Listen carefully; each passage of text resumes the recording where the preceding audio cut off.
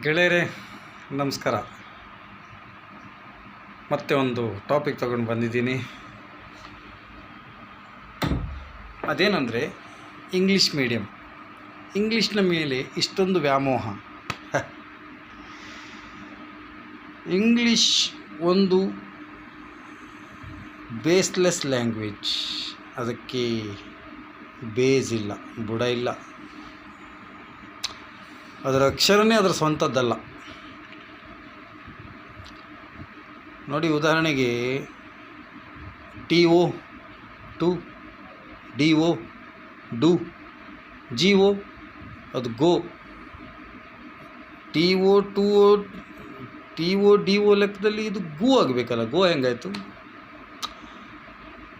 Uncle UNCLE spelling ಪ್ರಕಾರ ಹೇಳೋಕ್ಕೋದ್ರೆ ಅದು ಉನ್ಕಲ್ ಆಗಬೇಕಲ್ಲ.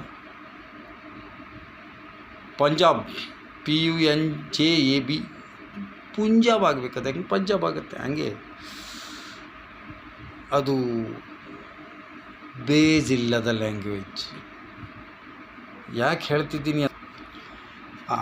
ಹೇಳ್ತಾ ಇದ್ದೀನಿ ಅಂದರೆ, ನೋಡಿ, ಇತ್ತೀಚೆಗೆ ಇಂಗ್ಲೀಷ್ನ ಮೇಲೆ ಎಷ್ಟೊಂದು ವ್ಯಾಮೋಹ ಆಗಿದೆ ಅಂದರೆ, ಎಲ್ಲರೂ ಕನ್ನಡ ಶಾಲೆ ಬೇಡ, ಕನ್ನಡ ಬೇಡ, ಏನದು ಗೌರ್ಮೆಂಟ್ ಶಾಲೆ ಬೇಡ ಅಂತ ಇಂಗ್ಲೀಷ್ ಮೀಡಿಯಮ್ ಸ್ಕೂಲ್ ಅದೆಲ್ಲ ಒಂದು ಎಜುಕೇಷನಲ್ ಮಾಫಿಯಾ ರೀ. ಯಾಕೆ ಅರ್ಥ ಆಗಲ್ವೋ? ಮಕ್ಕಳು ಓದಬೇಕು, ಹೇಳಬೇಕು. ನೋಡಿ, ಇಂಗ್ಲೀಷ್ ಅನ್ನೋದು ಹೊರಗಡೆ ಜಗತ್ತಿಗೆ ತೆರೆಯುವ ಒಂದು ಕಿಟಕಿ ಅಷ್ಟೇ, Windows. English is A window for outer world. ಮಾತೃಭಾಷೆ ಅನ್ನೋದು ಹೆಬ್ಬಾಗಿಲು. ನೀವು ಹೆಬ್ಬಾಗಿಲನ್ನೇ ಮುಚ್ಚಿ ಮಗುನ ಒಳಗೆ ಬಿಟ್ಟು ಕಿಟಕಿ ಮಾತ್ರ ತೆರೆದುಬಿಟ್ರೆ ಏನು ಪ್ರಯೋಜನ?